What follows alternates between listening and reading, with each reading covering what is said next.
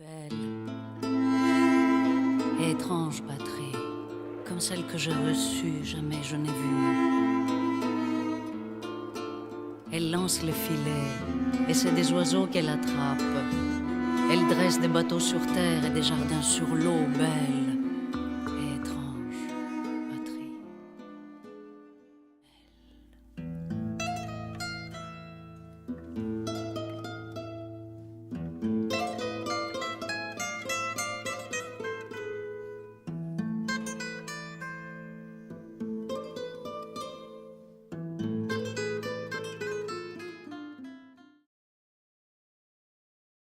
In 2008, it was the first time that we hear about this new word, crisis, economical crisis. What is that? Nobody knows. So it's a really dramatic situation here in Greece. Due to these mind control techniques, you know, and to this fascistic way of governing. Greece was facing and is still facing a great ordeal, which is the economic crisis, but at the same time it's not economic only. It touches every aspect of our life, every aspect of our life. And the economic part, it's only a small bit of manifestation of this crisis. So I thought, me and my partner in life, that we should do a move, something to promote change, positive change, and especially societal transformation. We started before the initial collapse of Greek economy. When we came here, it was the beginning of this whole turmoil. The people that started Free and Real saw what we were just talking about, the crisis in civilization. The economic crisis is part of this. In every area you see of human civilization, there is a crisis. Health, education, economy, environment, everywhere there is a crisis. Especially the people that started Free and Real, all of us had a job, had a home and a stable life. We decided to quit that and come here. But through these years there are many people that were forced to come here and they said, okay, I don't have anything, can you help me start something? It's not an economic crisis, it's a consciousness crisis. People started going through a crisis of this isn't working anymore. So what is the alternative? But we don't have a vision of what the alternative could be. So that's why these projects are critical, because they give you a vision of what it could be like. And it's unfortunate that it does take a massive mega crisis for people to start making the connections and getting together.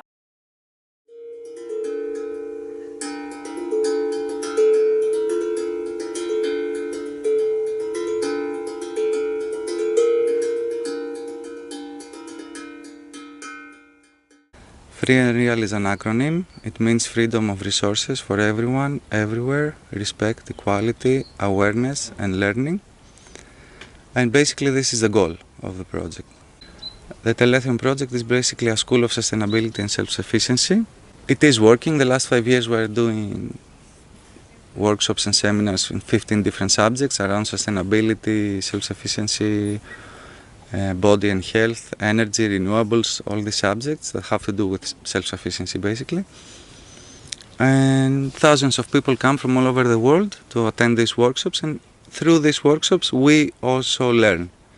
This is the goal, like not to be some kind of teacher or facilitator, but to be also a student. Free and Real is divided into 3 parts. One is called the workshop, and in that place at the beginning we were spending the most of the time. And then there is another place called test site, there is this one where we are now, where there are all the yurts, and we practically sleep here since the beginning.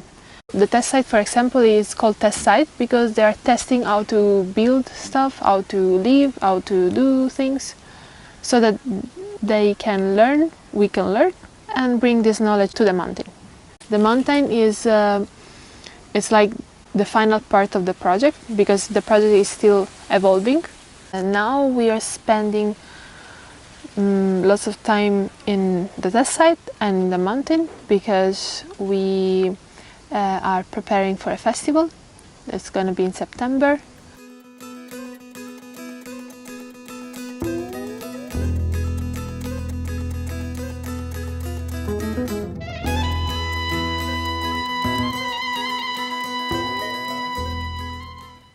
Basically, the festival is an eco-festival. Its direction is towards bringing people to do multiple workshops, mostly based on learning how to coexist with nature.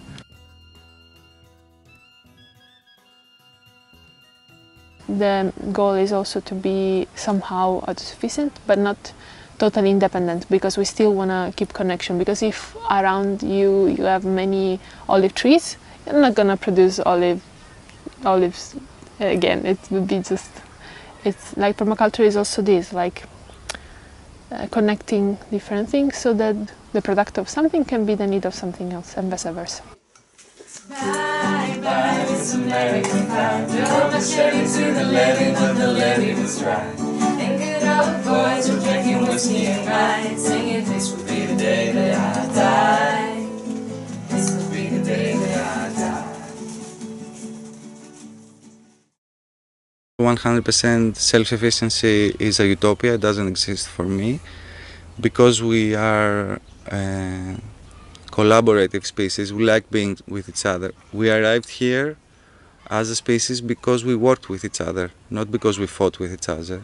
And we have to continue doing this, but instead of destruction, we should establish creation. Self-sufficiency is not only good because it makes you realize that you can live another model, another paradigm, but also makes you realize the sub-effects upon your life, like being more happier when you have less than you used to have, when you consume less than you used to consume. The first thing is to refuse, not to reduce. The first thing is to refuse. Do I need what it is that I'm being offered? Do I need what it is that it's being advertised? Is that going to make me happier? Is that going to make me a better person? Questioning everything, questioning. So refusing consumption.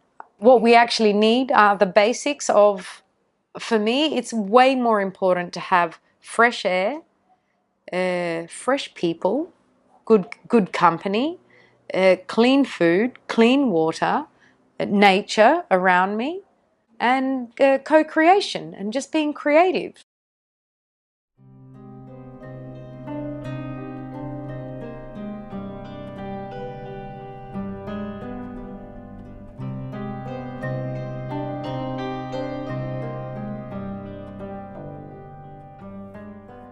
My name is Maria Angeli. I am a holistic education trainer, and I also do peace food transition coaching for people. And I'm also a musician and art curator. For the last 5 years, I am the founding members of Korogonas Art Community, which is a community for sustainability, creativity, solidarity and peace in southern Peloponnese, in Greece. In just very, very few words, it's actually a world peace project, world peace community and animal sanctuary. That's what it is to become, and that's what is the goal. There's of course also no coincidence that people have been driven off the lands into the cities, right? Most people always thought and still think, well, that's our free decision, right? City life is much nicer, more interesting, and we are so bored and it's too hard work on the lands. So the city really provides much more things for a person, right? And also the wages are much higher, and you can earn much easier and in a more pleasant way your money. So people are seeking more prosperity and actually more happiness, while going into what is actually a big cage and is called cities. From the global point of view, cities are nothing more or nothing less than what we can find in mass animal production. Mass animal production actually involves like big units where thousands or even millions of animals are kept together, right? In a very, very small place that has lots of, positive effects on those who keep them and exploit them. But of course it has actually only negative effects on the animals themselves. One of the positive effects is you can control the whole flock much better, right? So if something is dancing out of the row, as we say in Germany, you know, someone, doing something unexpected, then if you have everything very close in a sort of controllable system like a cage, then you can use specific means to get those who dance out of the row again back into the row. And that's exactly what happens with humans. People get informed, people do not conform anymore in many areas. And here come projects like the Ark and many others all around the globe to support people like that in order to somehow step out of the system, not dependent on the system. Yeah, Corona's Ark and maybe other places like the Ark actually have the role like a radio station. They are like a lighthouse which ships can see and avoid crashing on the rocks. But even more, emitting like a radio station, ideas and positive energy throughout the globe. So that all these wonderful things can reach many more people. And this will provide also, of course, a very nice piece, maybe piece by piece, for the bigger mosaic of the system change. And that's what we are actively working on.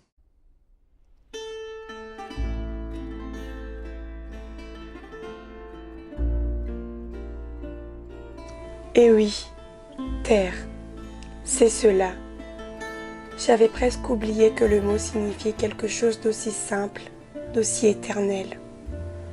On se laisse entortiller, dérouter, éparviner, endoctriner, et l'on s'égosille à crier « terre de liberté ». La terre, c'est la terre. Quel mot grandiose et simple.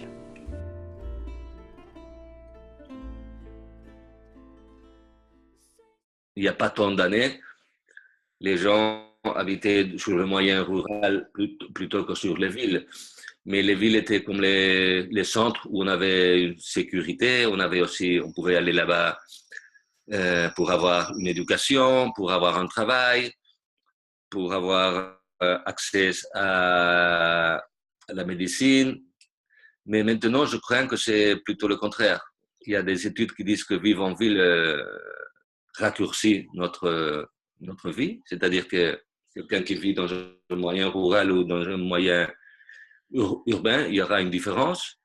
Il y a aussi le travail, il n'y a plus de travail dans les villes. La sécurité aussi est mise en doute. La ville est quelque chose plutôt de violent. Alors, ces trois objectifs qu'on avait pour aller vivre dans les villes, et maintenant, ils ont changé.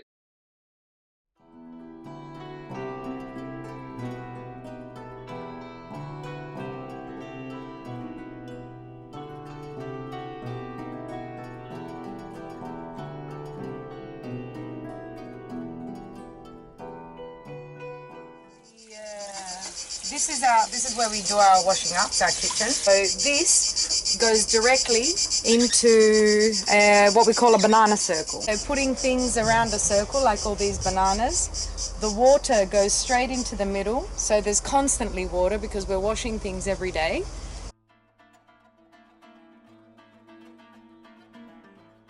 I'm Tina, also known as compostina, salatina, depending on what I'm doing. I don't like to put labels on what I do. I prefer to say that I live a lifestyle that cares for the earth and cares for people. I care for myself and I try to do it in a way which balances it all.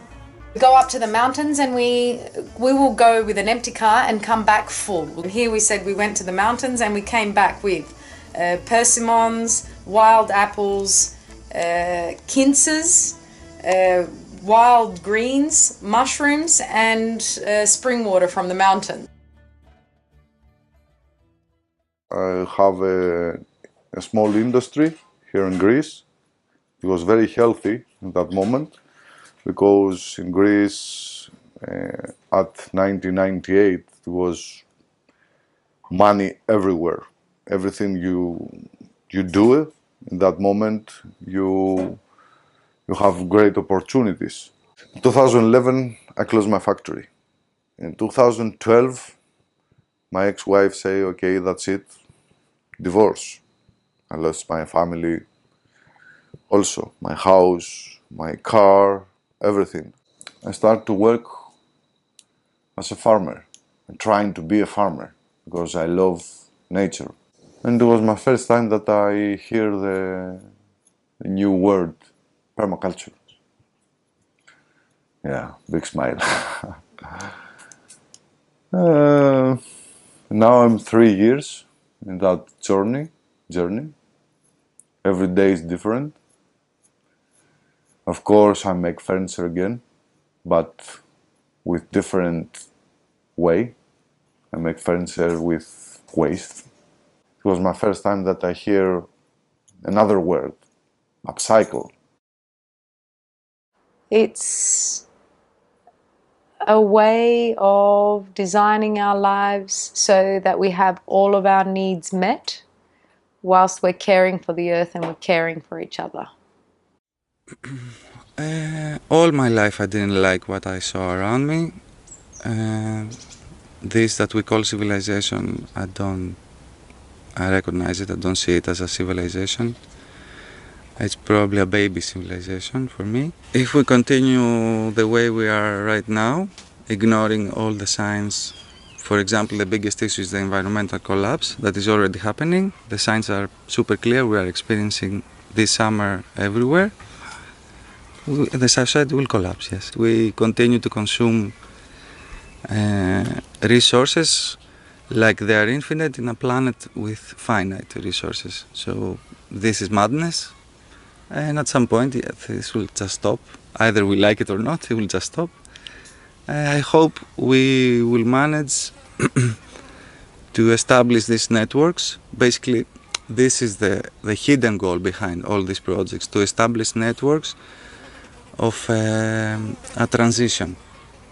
I think this is the most important thing. So why we are teaching people self-sufficiency, why we are teaching sustainability, collaboration, because after the collapse, you could have networks in place so you don't have chaos. So you have people that know what to do, how to grow food, how to get water, how to build houses, how to create energy.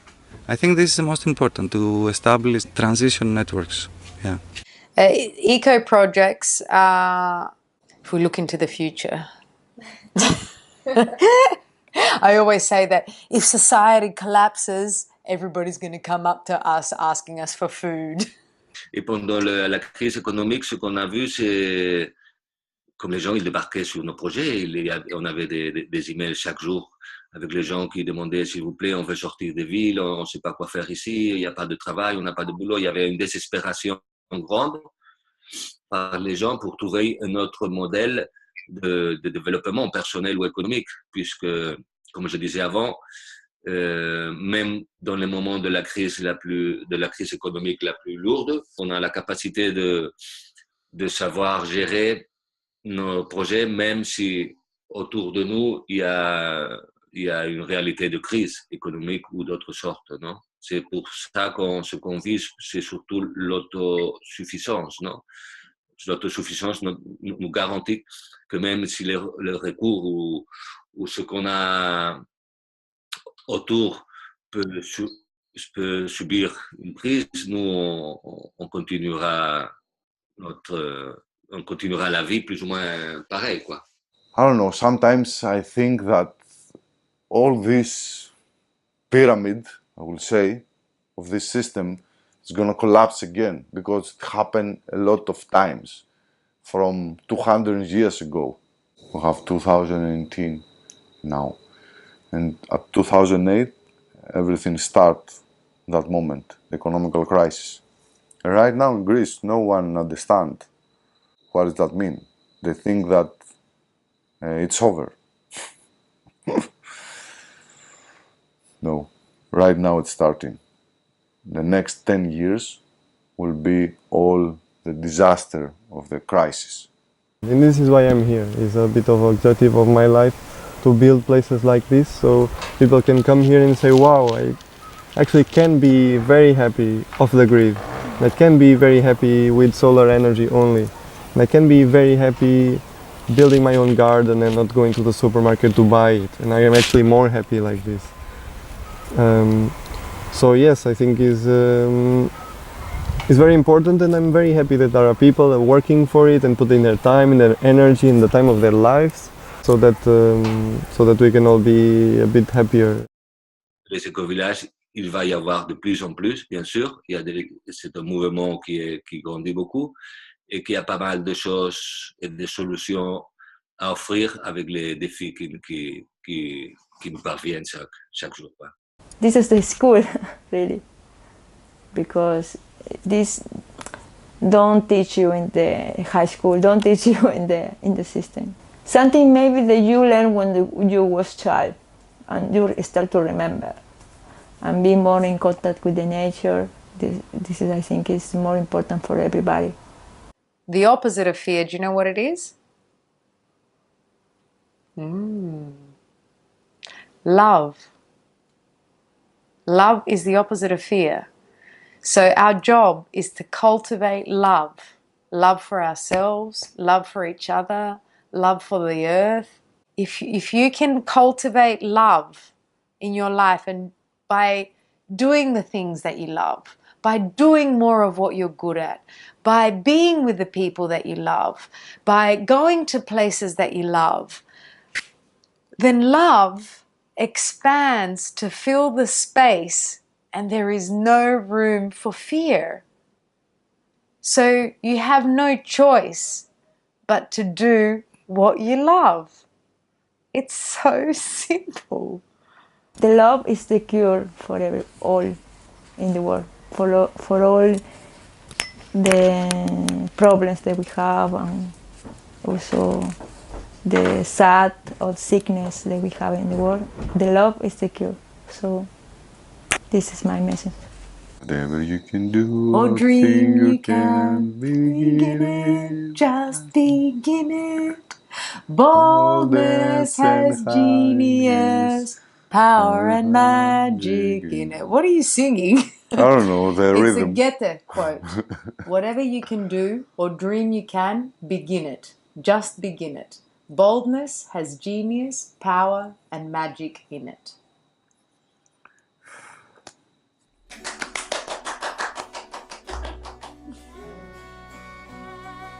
En Grèce, les changements sont brusques, presque douloureux. En certains endroits, on peut passer en l'espace des 5 minutes par tous les changements survenus au cours de 50 siècles.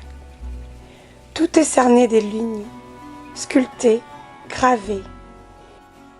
Quoi que l'on regarde, on croit le voir pour la première fois. Rien de cela ne s'évanouira, ni ne sera démoli pendant la nuit, ni ne se désintégrera, ne se dissoudra, ne se révolutionnera.